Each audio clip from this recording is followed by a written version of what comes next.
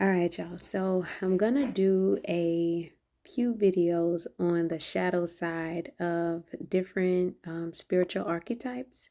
Archetypes meaning like animals, gods, goddesses. I'm even going to go into maybe one or two numbers that resonate with me.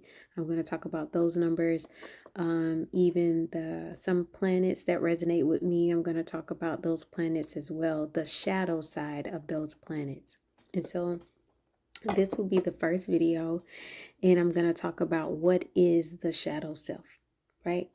And so if you're watching this on TikTok or Instagram, you're not going to see the full video. I'm only going to do like little snippets here and there. The full video will actually be on my first YouTube page, my original YouTube page.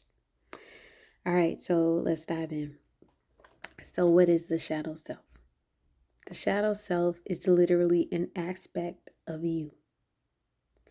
It is the hidden parts of you, the subconscious parts of you. The shadow self can be an attachment to you, but more than likely, it's an aspect of you. Now, oftentimes, we don't even know that we have shadows until they are brought into the light.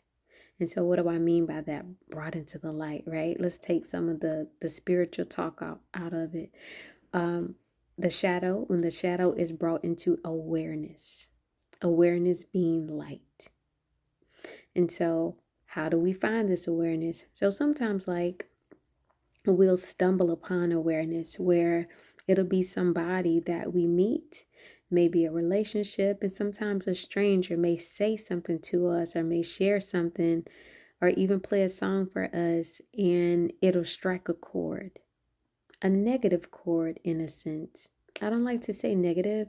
Let's say a dense chord in a sense. It'll strike a chord, and you'll feel something or experience something that is perceived to be negative.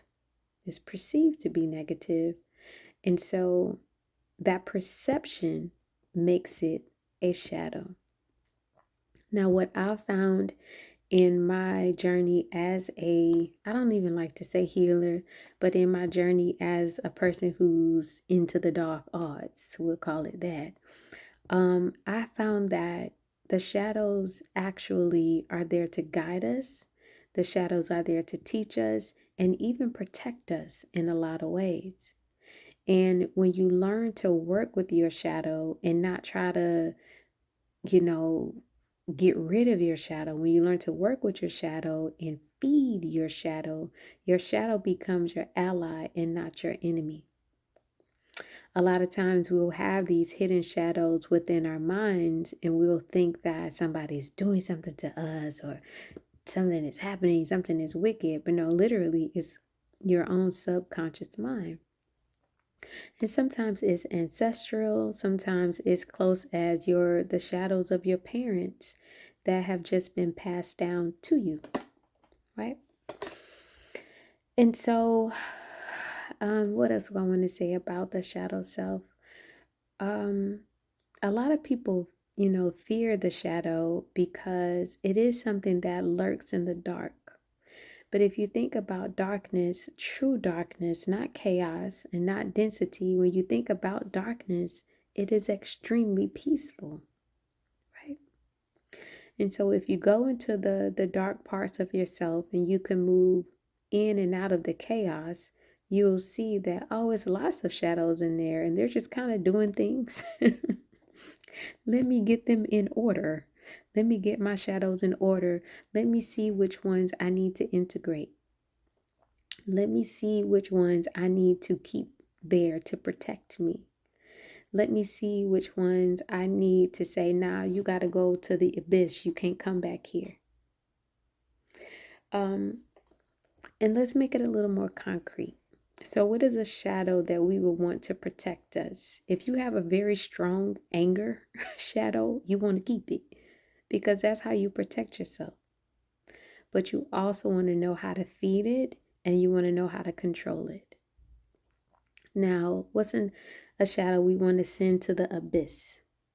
So if you have an ancestor that was a pedophile, a child molester, and you can feel that energy coming through you because you are on the path to of ascension, and so a lot of ancestral things come through you, you have to send, hey, you got to go.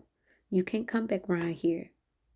I'm not going to allow that energy to come through me. I'm not going to allow that energy to come through anybody in this lineage. Go back to the abyss. Go learn your lessons. Go back to school. Yes, you can talk to your shadows this way. Now, what's a shadow that you want to integrate? A shadow that you want to integrate, I would say a shadow of, and this people may not agree, but a shadow that may come off as a bit arrogant. You would want to integrate that arrogant shadow, especially if you are a person that kind of struggles with low self-esteem or low confidence. You want to sprinkle some arrogance in there to kind of like help yourself, right? And so the shadow self, number one, to wrap it all up, is nothing to be feared, is nothing to be afraid of. It is, in a sense, working in the dark. You're in the dark arts, right?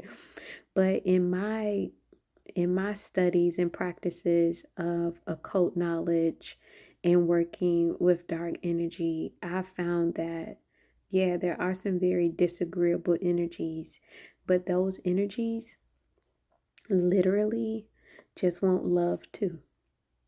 Those shadows just want love too. Those shadows want attention too. Now, it's a certain way that you do it. And this ain't, I'm not trying to say this is like elementary bubblegum stuff, because some of these shadows, like, they'll take you up out of here.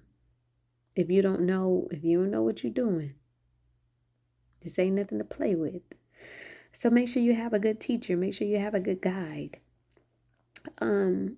But yeah, I lost my train of thought. Yeah, I must really need to hear that part, because I have come into contact with some very strong, disagreeable shadows that I've had to say, hey, this is my space, not yours, right?